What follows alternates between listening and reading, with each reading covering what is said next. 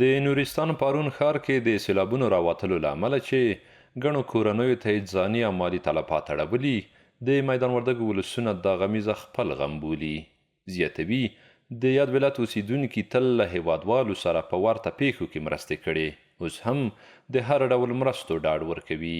په دې باندې موږ ډېر خواشیني یو، ډېر ځکه موږ هیوادوال ډېر مظلوم خلک دي، نو الله تعالی د دوی ته اجرونه ورکړي. موږ ډېر خفه یو او د میدان وردګو ولس همیشه دغسې پیښې چې کله سوي دي دوی ورسره همکاري کړې ده. موږ بیا هم د دوی سره همکارۍ ته آماده یو، که هغه مالي وي که هر رقم وي، موږ ورسره همکار یو. ډېر زیات خفه شوم چې کله مانیټ وکتو او د نورستان ولایت باندې سیلاب راغلی، ډېر سخت خفه شوم او څوک چې زخمیان دي هغوی ته اجر شفا غواړو. د افغانستان خلک خو ډېر ماشاءالله مسلمانان دي، کلک خلک دي، په یو بل باندې ډېر مینه شفقت لري.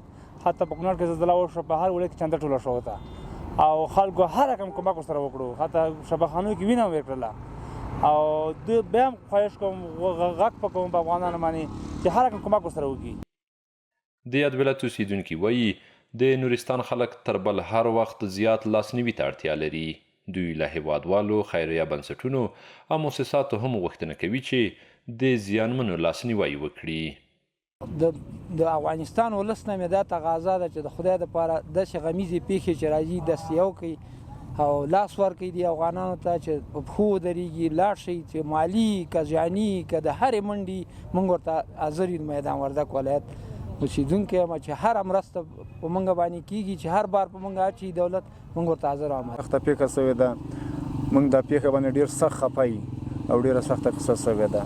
نو موږ هر رقم مرستې ته آماده یو. د تګ ضرورت یې کوم نفر مثال هلته کومک هم کولی سو، نفر خاوره موره شیشه هم ورسره راوړل سوی سو، نور دلته ورسره مالي مرسته هم کوی سو، کومک لږ ورسره کوی سو تر خپلې وسې پورې.